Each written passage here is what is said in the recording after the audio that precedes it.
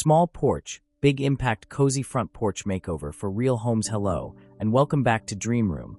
Or welcome if this is your first time here. I'm really glad you're with me today. If you're someone who loves the idea of a beautiful home, but works with limited space. If you've ever stood in a small bedroom, a narrow porch, a tiny bathroom, or a compact home office wondering how am I supposed to make this feel calm, cozy, and creative, this video is for you. And if you're the kind of person who saves decor ideas late at night, rearranges furniture in your head before falling asleep, or believes that even the smallest corner of a home can tell a story, you're absolutely in the right place. In this video, we're not chasing perfection or expensive makeovers. We're talking about thoughtful decorating, smart organizing, and creative space making using simple furniture, natural textures, and materials that are easy to find and easy to work with. This is for real people, renters, homeowners, apartment dwellers, garden lovers, and anyone who wants their space to feel lighter, warmer, and more intentional without overwhelming budgets or complicated tools. Today's transformation starts with a front porch, but the ideas we'll explore go far beyond that.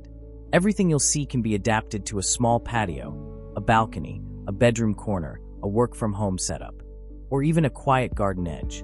This is about learning how to see potential where others see not enough. So settle in, imagine your own space as we go, and let's create something that feels like home. And before we begin, don't forget to subscribe to Dream Room and join this growing community of people who love turning small spaces into meaningful ones. 1. Why small spaces deserve big attention. If there's one belief I've learned after years of working with small homes, compact gardens, and lived-in spaces, it's this: size has nothing to do with impact. In fact, the smaller the space, the more power it has over how you feel every single day. Your front porch, your bedroom corner, your tiny bathroom, or that narrow spot where you work from home. These aren't extra areas. They're the spaces that greet you, hold you, and quietly shape your mood. Many of you watching live in apartments, townhouses, or homes where every square meter matters.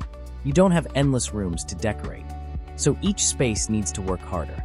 A cluttered or neglected small area doesn't just look messy, it creates mental noise. But when a small space is calm, balanced, and intentional, it becomes grounding. It helps you breathe a little deeper when you come home. It makes everyday routines feel lighter. This is why entry spaces, porches, balconies, and transitional zones are so important. They sit between the outside world and your private life.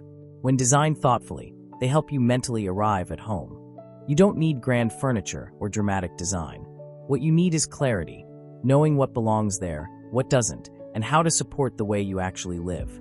As we move forward, I want you to stop thinking in terms of square footage and start thinking in terms of function, feeling, and flow.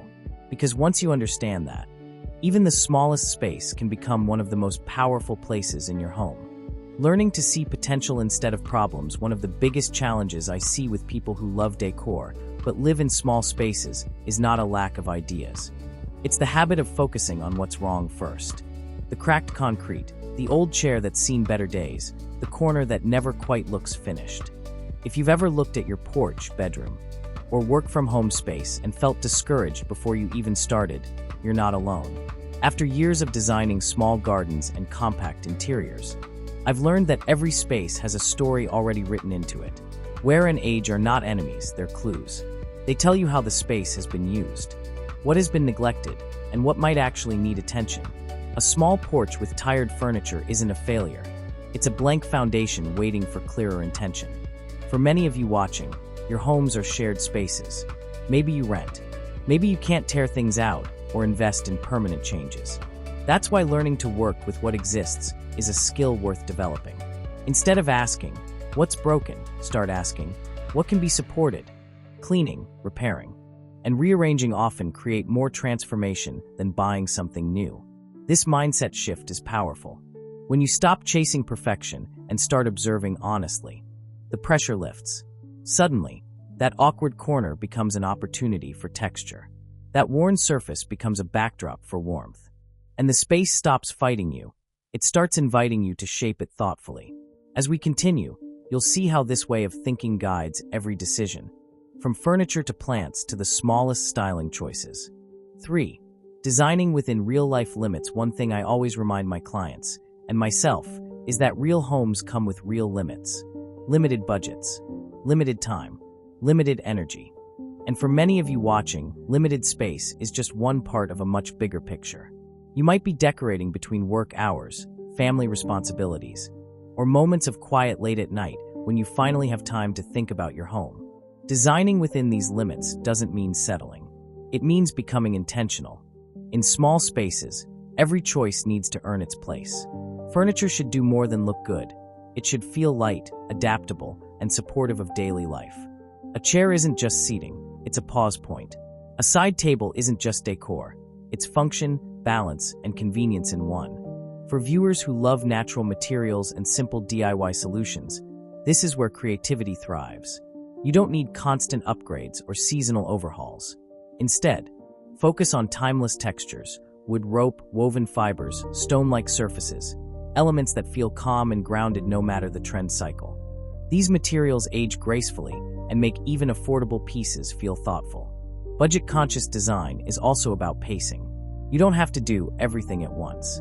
Small upgrades layered over time often feel more personal than a rushed makeover. When you allow a space to evolve, you start trusting your instincts instead of chasing inspiration overload. As we move forward, keep this in mind. Limitations are not obstacles. They are design guides. They help you strip away what's unnecessary and build spaces that truly support how you live, rest, and create every day. For starting with what's already there before adding anything new to a small space, I always begin with what already exists. This step is often overlooked, but it's one of the most important parts of any transformation. Cleaning, repairing, and resetting a space isn't just practical, it's psychological. When a surface is clean, when clutter is cleared, your mind immediately sees more clearly. Many of you watching care deeply about natural living and simple tools. You don't want complicated processes or expensive equipment. The good news is that basic maintenance goes a long way. Washing down surfaces, wiping walls, sweeping floors, and addressing small repairs can completely shift how a space feels.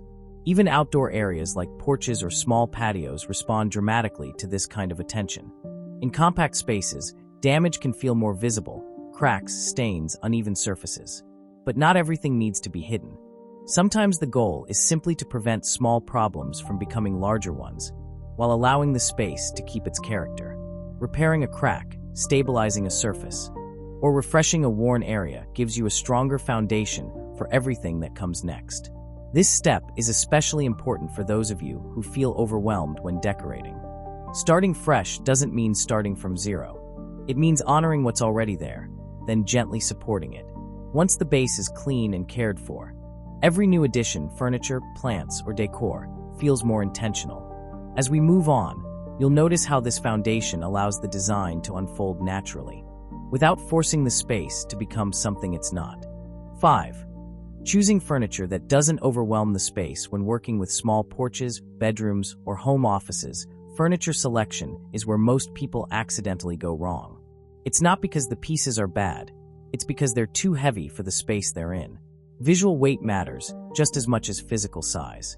A bulky chair or solid blocky table can quietly steal all the air from a small area. For many of you watching, you're drawn to calm, natural looks. You like pieces that feel warm, organic, and relaxed rather than stiff or overly structured. This is where open-frame furniture becomes incredibly powerful. Chairs with visible legs, rope or woven details, slim profiles, and lighter colors allow the eye to move through the space instead of stopping abruptly. In small environments, furniture should feel like it's floating, not anchoring you down. Seating should invite you to sit, pause, and breathe, not remind you of how little room you have. That's why I often recommend materials like rope, wood, and soft neutrals. They create texture without visual clutter and bring in a sense of nature that instantly softens hard surfaces like concrete or tile. Another key principle is restraint. You don't need a full set of furniture to make a space feel complete. 1 or 2 thoughtfully chosen pieces are often enough. When each item has breathing room, the space feels intentional instead of crowded. As we continue, you'll see how choosing lighter, simpler furniture creates the perfect foundation for layering comfort and personality, without ever overwhelming the space you're trying to enjoy. 6. Creating comfort by layering. Not filling. One of the biggest misconceptions about decorating small spaces is the idea that you need more things to make a space feel cozy. In reality, comfort comes from layering, not filling every inch. This is especially important for those of you working with small patios, narrow balconies, compact bedrooms, or tight work-from-home corners where too much furniture quickly turns comfort into clutter. Layering starts with defining a base. In outdoor or hard surface areas, a rug does more than add softness. It visually tells your brain, this is a room. Even in small spaces, a rug creates boundaries, warmth, and intention. It allows furniture to feel connected rather than randomly placed. For many of you who enjoy simple, natural materials, woven outdoor rugs or flat weave styles are perfect because they add texture without demanding attention. From there, it's about subtle additions. A side table placed within easy reach. A soft ottoman that can move when needed. A cushion or throw that adds warmth without overpowering the main furniture. These layers work quietly together. They don't compete. They support. If you live in a small home, you already understand how important flexibility is. Every item should earn its place by doing more than one job: comfort, function, and visual balance. Layering allows you to achieve that without overcrowding your space. As we move forward, you'll notice how restraint creates freedom. When a space isn't stuffed with objects, it feels calmer, easier to maintain, and far more inviting. The kind of place you naturally want to spend time in, even if it's small. 7. Letting plants shape the space naturally. When you're decorating small spaces, plants should never feel like an afterthought. They are not just accessories, they are structure. For many of you watching who love natural materials, simple tools, and easy care solutions, plants are one of the most powerful ways to bring life into a space without adding clutter. In compact porches, balconies, bedrooms, or even bathrooms with a bit of light, greenery acts like soft architecture. Tall planters help guide the eye upward, making a small area feel taller and more open. Medium-height plants fill visual gaps without blocking movement. And repeating similar planters across a space creates rhythm, which makes everything feel intentional rather than random. One mistake I often see is using too many different plant styles in a small area. Instead, consistency is your friend. Choosing planters with similar textures or tones, concrete-like finishes, muted whites, soft grays, allows the plants themselves to stand out. This approach is especially helpful for viewers who don't want to constantly restyle their space every season. Plants also bring emotional comfort. They soften hard lines, absorb noise, and create a sense of calm that no decor object can replicate. Even if you're not an experienced gardener, there are plenty of low-maintenance options that thrive with minimal care and still deliver that grounding, lived-in feeling. As we continue, you'll see how plants don't just decorate a space, they complete it, turning even the smallest corner into something that feels alive and welcoming. 8. Using simple, everyday hacks to solve big design problems. One thing I want you to remember is that great design is not about spending more, it's about thinking smarter. If you're someone who enjoys DIY natural materials, or using what you already have at home, this part will feel very familiar to you. Small spaces often come with practical challenges. Tall planters that need too much soil, furniture that doesn't quite sit right, or areas that feel visually empty but physically tight. This is where simple hacks make a huge difference. Elevating planters with hidden supports instead of filling them completely. Repurposing sturdy boxes, wood scraps, or containers you already own. These solutions don't need to be perfect, they just need to be invisible and functional. When done thoughtfully, they save money, reduce waste, and still deliver the look you want. Many of you watching care about sustainability, even if you don't label it that way. You like the idea of making things work instead of throwing them away. These small choices add up. They allow you to focus your budget on pieces that actually matter: furniture, textures, or plants, instead of things no one will ever see. Design becomes much more empowering when you realize you don't need permission or special tools to solve problems. You just need curiosity and a willingness to experiment. And once you start approaching your space this way, decorating stops feeling stressful and starts feeling creative again. As we move closer to the final styling stages, keep this mindset with you. The best spaces are often built quietly, with simple solutions that support beauty rather than compete with it. 9. Adding warmth without crowding the space. As we get closer to the final stages of styling, This is where many people feel tempted to add just one more thing. But in small spaces, warmth doesn't come from quantity, it comes from intention. If you live in a compact home, you already know how quickly a space can go from cozy to cluttered. For those of you who love a natural, grounded aesthetic, this is the moment to lean into materials that feel familiar and tactile. Woven fibers, soft fabrics, aged wood, and stone-like finishes all add depth without visual heaviness. They soften hard lines and make a space feel more human. It's also important to listen to the space itself. If an area feels tight, resist the urge to fill it. Sometimes leaving a bit of open floor or empty wall is exactly what allows everything else to breathe. Negative space is not wasted space. It's what makes the rest of your design feel calm and intentional. As we move forward, you'll notice how restraint creates clarity. When each element has room to exist, the space feels welcoming instead of overwhelming, a place you want to slow down in, not rush through. 10. Making styling decisions that feel personal. Not perfect, this is the stage where a space truly becomes yours. Styling is not about copying what you've seen online. It's about responding to how the space feels to you. For many of you watching, decorating is emotional. You want your home to reflect comfort, creativity, and a sense of calm, not pressure or comparison. In small spaces, every styling choice matters more. A cushion, a basket, a throw, or a decorative object can shift the entire mood of a room. But instead of asking, "Does this look trendy?" ask yourself, "Does this make the space feel more welcoming?" Sometimes that means adding softness. Other times it means leaving things simple so the original design details can shine. Many of you struggle with decisions like this, wondering whether to add pillows, whether to layer more textures, or whether to leave something as is. There's no single right answer. Cozy and clean can both be beautiful. The key is awareness. If something blocks what you love about a piece, its texture, its shape, its craftsmanship, it might not belong there. Styling should invite conversation, not create anxiety. When you allow yourself to experiment, move things around, and even remove pieces after trying them, the space starts to feel alive. It evolves with you instead of staying frozen in one finished moment. As we approach the final reveal, remember this: the most beautiful spaces aren't flawless. They're honest, flexible, and deeply personal, just like the people who live in them. 11. Seeing the transformation beyond the before and after. When we finally step back and look at the transformation, it's tempting to focus only on the visual contrast, what it looked like before and what it looks like now. But the real change goes deeper than that. Especially in small spaces, transformation isn't just about furniture or decor. It's about how the space now supports your daily life. For many of you watching, your home is not a showroom. It's where you wake up tired, come home overstimulated, or search for quiet moments between responsibilities. A refreshed porch, a calmer bedroom corner, or a more intentional work-from-home area changes how you move through your day. It invites you to slow down. It offers relief without asking for effort. What I love most about small space transformations is that they often feel more meaningful than large renovations. Every decision is visible. Every improvement is felt.